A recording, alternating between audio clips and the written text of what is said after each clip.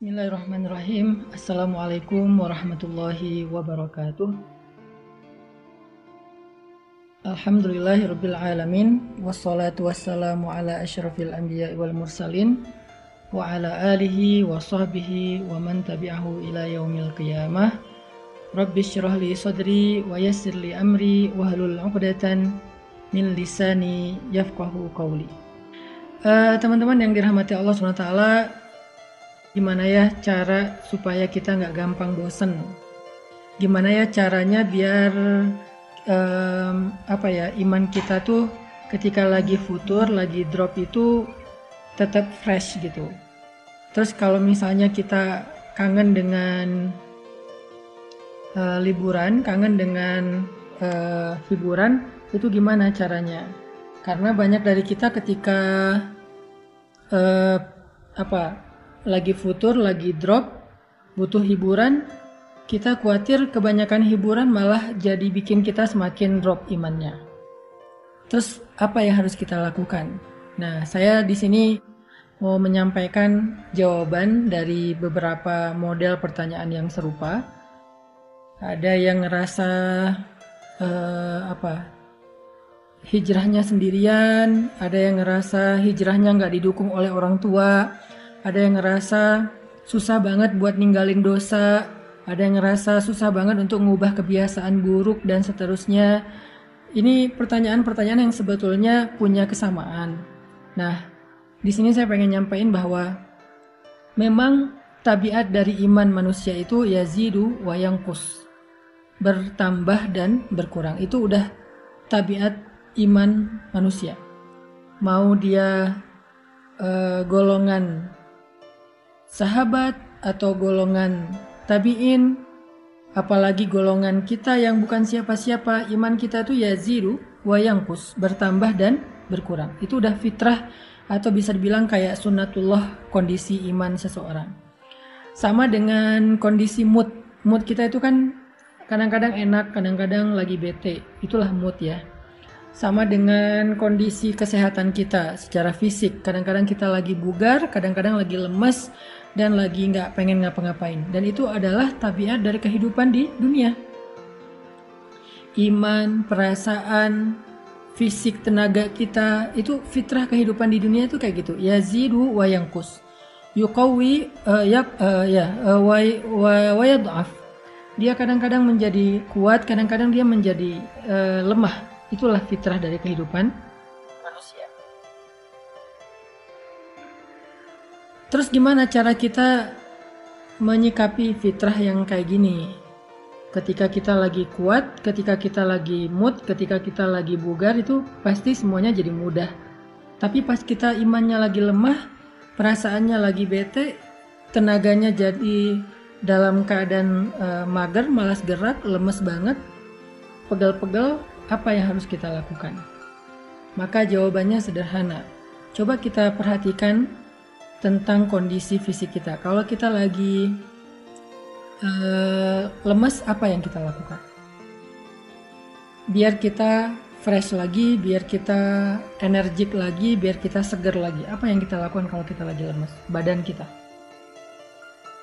Ada beberapa hal. Satu, butuh vitamin, butuh makan, butuh nutrisi.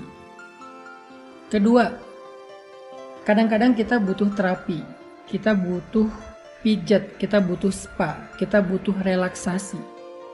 Dan yang ketiga, kita butuh olahraga, gerak, supaya endorfin kita bertambah, sehingga kita jadi lebih fresh dan segar lagi.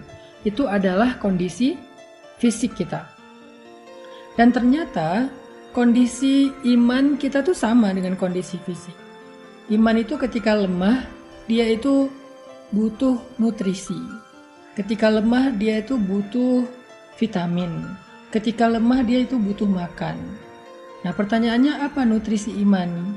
Apa vitamin iman? Apa makanannya iman supaya dia kuat lagi?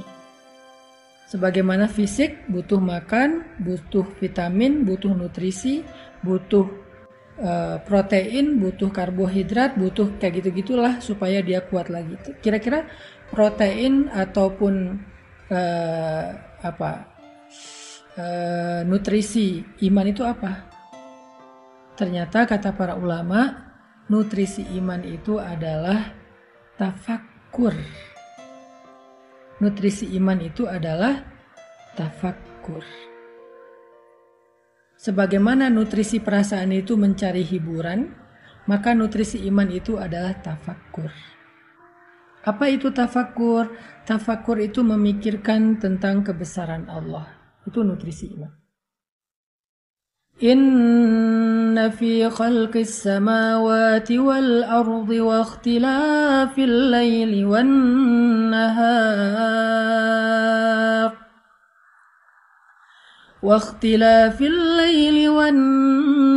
nahar la ayatin li ulil albab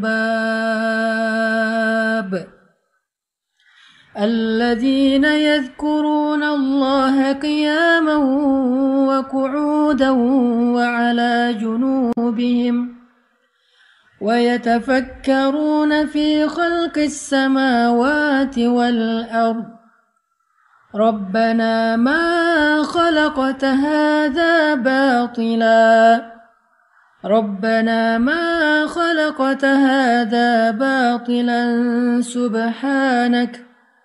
سبحانك فقنا عذاب النار.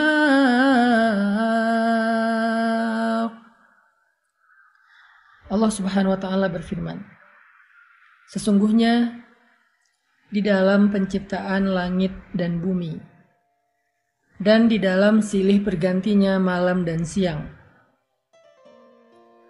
terdapat bukti-bukti tentang kebesaran Allah bagi orang yang cerdas, orang yang berakal.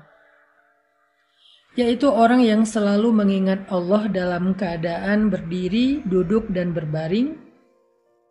Dan mereka senantiasa memikirkan tentang kebesaran Allah dalam ciptaan-ciptaannya, seraya berkata, Maha Suci Tuhan kami, tidaklah Engkau menciptakan ini sia-sia, maka peliharalah kami dari azab api neraka.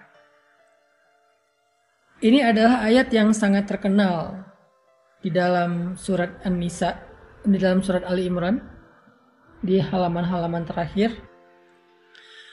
Di ayat ini tuh Allah lagi nyuruh kita untuk lebih sering tafakur. Wa yatafakkarun. Yatafakkarun di sini tuh pakai present continuous tense. Jadi terus-menerus fi'lul mudhari. Wa yatafakkarun fi khalqis samawati wal ard. Mereka selalu tafakur. Tafakur itu dari kata fikir. Fikir itu jadi bahasa Indonesia, pikir. Jadi nutrisi iman itu adalah mikir. Nutrisi iman itu adalah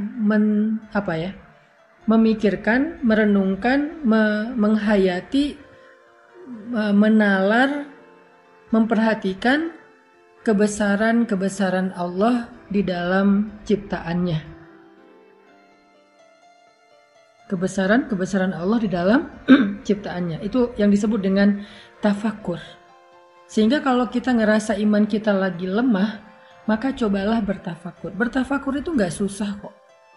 Bertafakur itu nggak butuh modal. Kita bisa keluar sebentar, ngelihat langit, di situ kita bisa tafakur.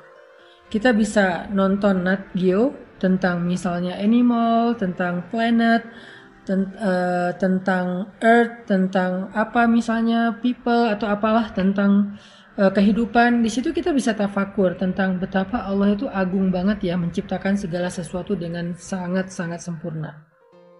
Kita bisa ngelihat matahari, awan, bulan, kita bisa ngelihat pohon, kita bisa ngelihat tanaman, kita bisa ngelihat makhluk-makhluk Allah yang kecil, yang besar. Kita bisa ngelihat manusia, kita bisa ngelihat diri kita atau keluarga kita, yang di dalamnya itu semuanya ada ayat, ada bukti. Bukti Allah Maha Pencipta, bukti Allah Maha Kuasa, bukti Allah Maha Mengatur, bukti Allah Maha Raja, bukti Allah yang Maha Memberi rezeki, memelihara. Di situ ada banyak bukti. Sehingga dengan kita merenungkan secara serius, kita mikir, insya Allah itu akan menjadi nutrisi dalam hati atau iman kita. Tafakur. Itulah yang dilakukan Nabi sebelum beliau mendapatkan wahyu, yaitu yang dikenal dengan istilah tahannus di Gua Hira. Nabi menyendiri di Gua Hira untuk mikir tentang penciptaan alam semesta, untuk mikir tentang sang pencipta. Walaupun Nabi belum dapat wahyu, tapi Nabi udah punya nalar, dan bahan untuk membangun nalar Nabi itu adalah alam semesta. Jadi orang yang berpikir serius tuh nggak mungkin nggak mengenal Allah, nggak mungkin nggak mengenal Tuhan, karena alam semesta ini adalah perpustakaan buku ilmu yang terpampang luas, sehingga kalau kita baca dengan berpikir, insya Allah kita akan semakin yakin kepada kebesaran Allah Subhanahu wa Ta'ala. Lalu setelah kita berpikir, tafakur, hasilnya itu harus menjadi iman. Apa maksudnya? Semakin sering kita mikirin tentang kebesaran Allah, harusnya semakin kita yakin sama Allah. Kalau kita tahu Allah itu maha mengatur, maha memberi rezeki, kenapa kita khawatir? Kenapa kita berputus asa? Kenapa kita kayak nyerah gitu? Kenapa kita ragu? Kenapa kita nggak mau ngapa-ngapain? Kenapa kita akhirnya kayak mundur? Padahal kita yakin Allah yang maha memberi rezeki dan Allah yang maha mengatur. Kenapa kita harus khawatir? Itu namanya tajdidul iman, memperbaharui iman. Sehingga kalau misalnya kita ngerasa butuh nutrisi, kita butuh riyadhah, kita butuh olahraga hati, kita butuh vitamin, kita butuh entertain buat iman kita. Salah satunya adalah dengan tafakur, mikir. Ustadz, kadang-kadang kita udah ngelihat langit, bumi segala macam, tapi kita nggak menemukan Allah di situ. Maksudnya nggak menemukan sebuah kesimpulan bahwa Allah Maha Kuasa. Berarti kita mikirnya belum terbentuk. Latih lagi. Karena harusnya ketika kita melihat semua kedahsyatan dari ciptaan Allah itu, kita akan kagum kepada penciptanya. Itu hal yang mudah sebetulnya. Sama misalnya nih, kita ngelihat sebuah teknologi ya. Sekarang ada teknologi macam-macam lah, dari mulai teknologi misalnya digital, atau mungkin teknologi sains yang lain, segala macam udah banyak lah. Contohnya digital. Kita kayak hampir semua atau semua kita ya pakai WhatsApp, kita pakai Telegram, kita pakai Instagram, kita pakai Facebook, kita pakai YouTube. Bahkan kita pakai Google ya, kita kayak kemana-mana pakai Google Map atau Waze. Sederhananya pakai Google Map. Google Map itu kan dahsyat ya. Sekarang hampir semua aplikasi itu pakai Google Map. Kita pesan GoFood atau GrabFood, kita pakai Google Map untuk ngedetect lokasi kita. Sehingga dengan bantuan Google Map itu semua menjadi mudah. Kira-kira kita kagum gak sama yang menciptakan Google? Sama orang-orang hebat, orang-orang jenius di belakang yang buat coding, sehingga muncullah sistem Google itu yang dahsyat banget. Kita kagum kan? Setiap kali saya pakai Google Map, saya kagum sama orang hebat yang ada di belakang layar yang membuat sistem itu begitu dahsyatnya. Kemana kita pergi, kedetek. Susah banget itu kalau dipikir dengan logika sederhana. Tetapi ada orang hebat yang mampu menciptakan itu. Ada orang hebat yang bisa membuat sebuah perusahaan segede Google. Lalu dia mempekerjakan orang-orang hebat untuk mendukung kerjaannya. Itu kan sederhana. Sehingga kita dengan melihat Google Map, kita jadi kagum kepada penemu Google. Dengan belanja di Amazon, kita jadi kagum kepada Jeff Bezos. Dengan belanja di Alibaba, kita jadi kagum kepada Jack Ma. Dengan pakai Facebook, Instagram, dan seterusnya, kita jadi kagum kepada siapa tuh penemu Facebook. Dengan kita pakai YouTube, kita kagum kepada orang yang membuat YouTube. Sekarang muncul Zoom. Kita pakai Zoom, kita juga kagum kepada yang membuat Zoom. Belum lagi nanti yang lain-lain. Kita lihat lukisan. Lihat lukisan. Lukisan itu benda mati. Dia nggak berubah. Nggak ada lukisan yang berubah dalam setahun itu 4 musim. Nggak ada. Kita cuma melihat sebuah lukisan. Mungkin lukisan pas lagi fall, pas lagi musim gugur. Lukisan doang, musim gugur ketika bunga-bunga berjatuhan, daun-daun berjatuhan, berserakan di tanah dalam sebuah bingkai lukisan yang ukuran besar, dipajang di dinding, dan itu kayak real banget, hampir seperti 3 dimensi, nanti bayang-bayangnya, shadownya itu pas banget, sehingga pas kita ngeliat itu kayak ngeliat sesuatu yang nyata, padahal dia nggak berubah, benda mati. Kagum nggak sama pelukisnya? Kagum. Terus kenapa kita nggak kagum kepada yang telah melukis alam semesta dan bergerak menjadi 4 musim dalam setahun? Ada musim gugur, ada musim dingin, ada musim semi, ada musim panas. Kalau di Indonesia ada musim hujan, ada musim kemarau. Kalau lukisan aja yang nggak bergerak kita kagum, kenapa dengan alam semesta yang bergerak dan dinamis banget kita nggak kagum?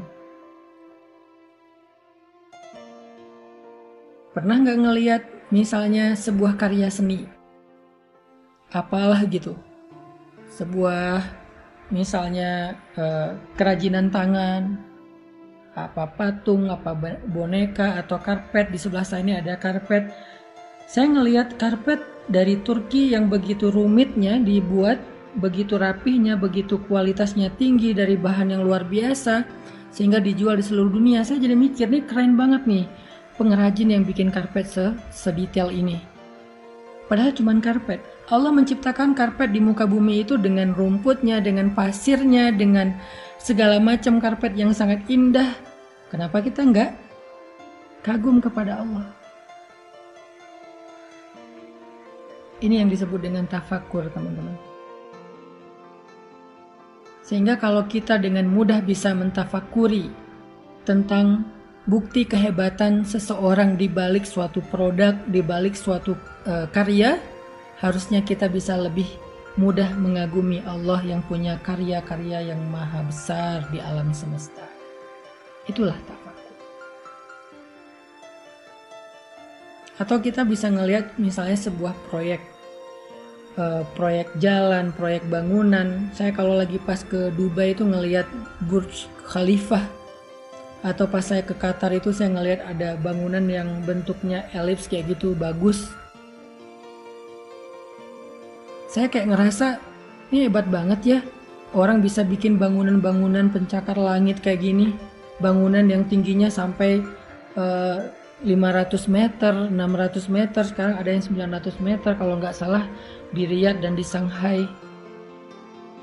Kita kagum kepada arsiteknya. Kita kadang-kadang bikin bangunan, sekedar bikin kandang ayam aja udah kewalahan, dia bikin bangunan yang sangat tinggi. Kagum kan sama arsiteknya? Kenapa kita nggak kagum kepada Allah yang membuat bangunan yang maha tinggi, yaitu langit berlapis 7, atau minimal gunung yang begitu tinggi? Mudah sekali loh kalau kita pakai analogi sederhana.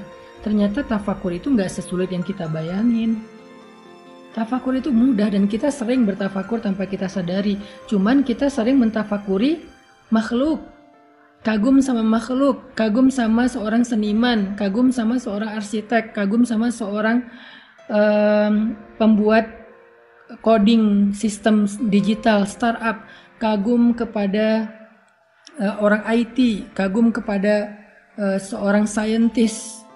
Kita kagum kepada makhluk, tetapi kita bilang sulit sekali untuk kagum kepada Allah. Ini aneh. Sehingga ketika kita kagum kepada makhluk itu, kita jadi percaya sama dia. Contoh, saya kagum kepada seorang arsitek atau seorang desainer interior. Kagum dengan karya-karya dia, saya lihat di Instagram dia bagus-bagus interior yang dia bikin, layout rumahnya keren-keren. Saya lihat juga beberapa contoh rumah teman saya yang didesain sama dia bagus. Karena saya kagum, saya percaya sama dia. Sehingga ketika saya mau bikin rumah atau renovasi rumah, saya akan serahkan sama dia dan saya nggak khawatir. Bahkan ketika dia bilang, Pak ini nanti dirubah semua ya biar maksimal. Pak nanti warnanya ini ya. Pak nanti saya akan bikin ruangan ini dibuka ya, ruangan ini disekat ya. Saya percaya aja. Kenapa saya percaya?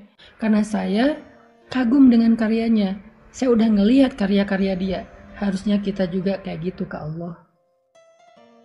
Karena kita udah ngelihat karya Allah, ciptaan Allah, kagum sama Allah, harusnya kita percaya Apa bukti kita percaya? Kita ikut, kita nggak protes, kita nggak membantah, kita nggak mendebat, kita nurut.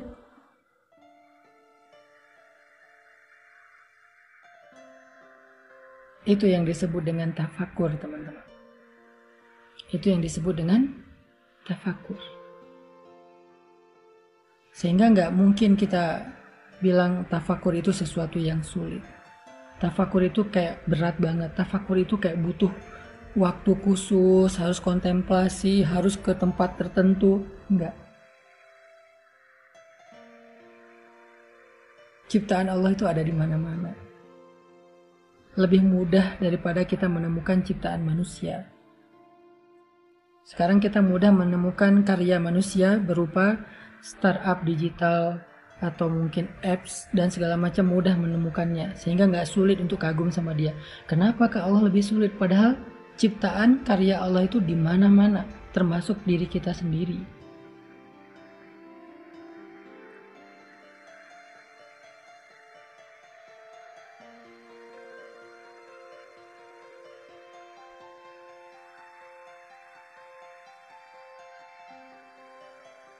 Sehingga dengan kayak gitu kita makin percaya sama Allah. Lalu bukti kita percaya sama Allah, kita menjadi orang yang ikut kehendak Allah, ikut syariat Allah, ikut perintah Allah, ikut maunya Allah kayak gimana. Kita yakin, kita serahin urusan hidup kita kepada pengaturan Allah. Kita nggak khawatir diatur sama Allah. Kenapa? Karena kita percaya. Kita pakai map, Google Map atau Waze. Kita percaya ketika diinfokan di situ di depan ada macet, akhirnya kita cari alternatif. Kita percaya kita nggak akan nyasar. Kita percaya kita akan sampai tujuan di waktu yang udah disebutkan di situ, 30 menit lagi, 25 menit lagi, dan seterusnya. Kita percaya. Sehingga akhirnya kita ngikut.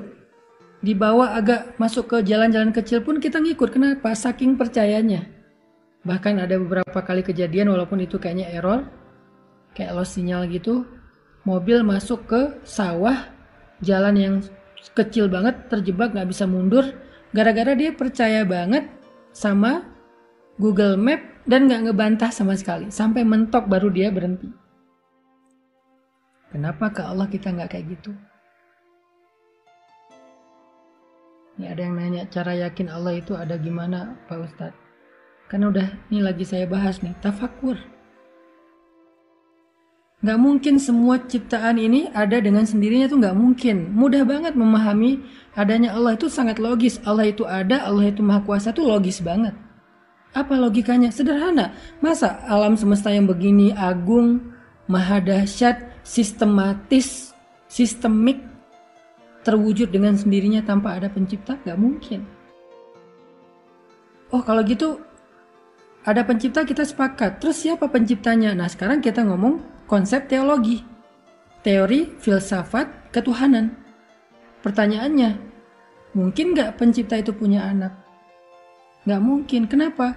Karena ketika dia punya anak, maka dia menjadi sesuatu yang berbagi. Dia menjadi sesuatu yang mendua. Dia nggak totalitas, nggak absolut, nggak sendiri, nggak maha. Mungkin nggak dia diciptakan lagi atau dilahirkan? Nggak mungkin. Dia harus the one and only. Dia harus satu-satunya. Yang semua kemahaan itu harus mencakup pada dirinya. Dan konsep itu hanya ada di dalam Islam. Sebetulnya ada di dalam agama Yahudi sebelum diselewengkan. Nasrani juga demikian. Tetapi sekarang hanya tersisa di dalam Islam. Tapi bukan itu yang kita mau bahas, karena saya yakin harusnya kita sebagai muslim udah gak ragu lagi bab itu. Hanya masalah iman itu naik turun. Supaya gimana caranya biar kita perbaharui iman kita biar kuat? Caranya tafakur. Lihat lagi ciptaan Allah.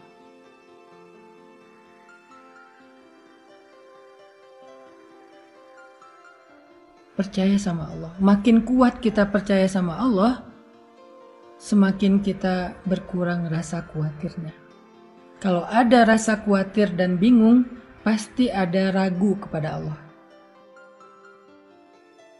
Pasti ada ragu kepada Allah. Semua kita punya keraguan tanpa kita sadari terhadap kebesaran Allah. Kita boleh bilang saya yakin sama Allah, tapi nyatanya nggak cukup dengan lisan, dibuktikan itu di sini. Pembuktian itu ada di hati kita ketika kita ada masalah. Seberapa mudah kita tenang ketika ada masalah bahwa Allah Maha membantu, Maha menyelesaikan. Di situ kita akan tahu kita ini imannya kayak gimana.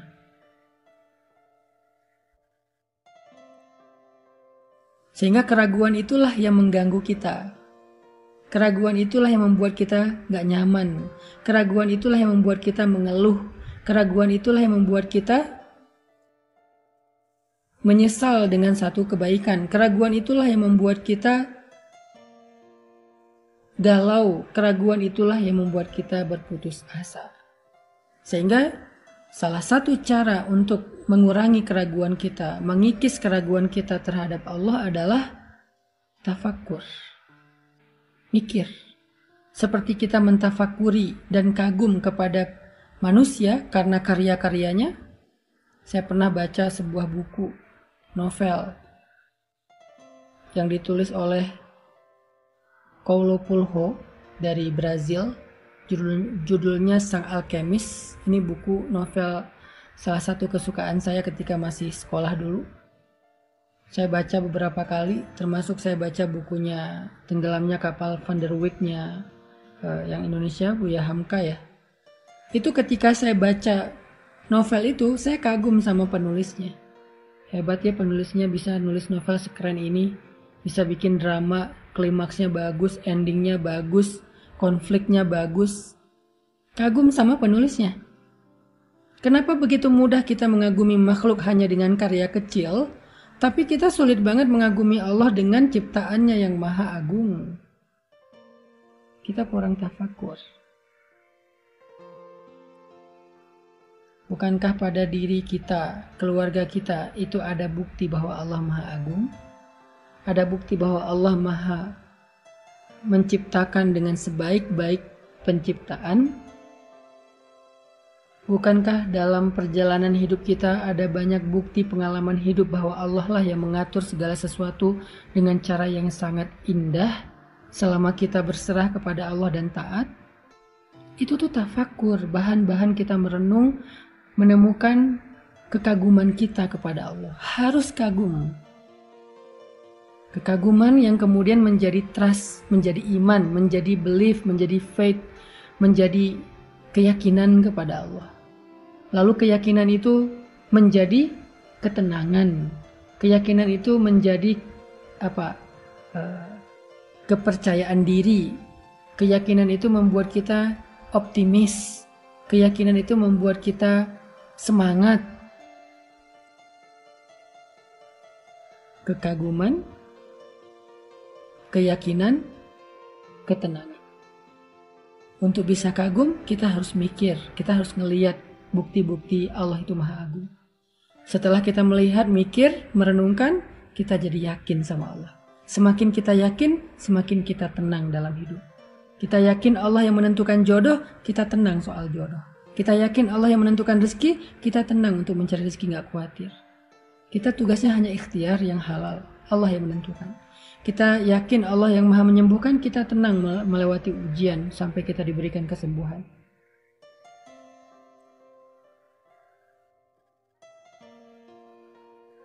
Intinya, tadi di awal saya ngomong, iman kita itu naik turun. Gimana ya caranya biar pas lagi turun itu kuat lagi? Karena banyak yang nanya kayak gitu di questionnaire pertanyaan Q&A. Sehingga saya bilang analoginya sama antara iman dengan fisik kita. Fisik kita butuh nutrisi, iman juga butuh nutrisi. Nutrisi fisik itu adalah makan, nutrisi iman itu adalah tafakkur.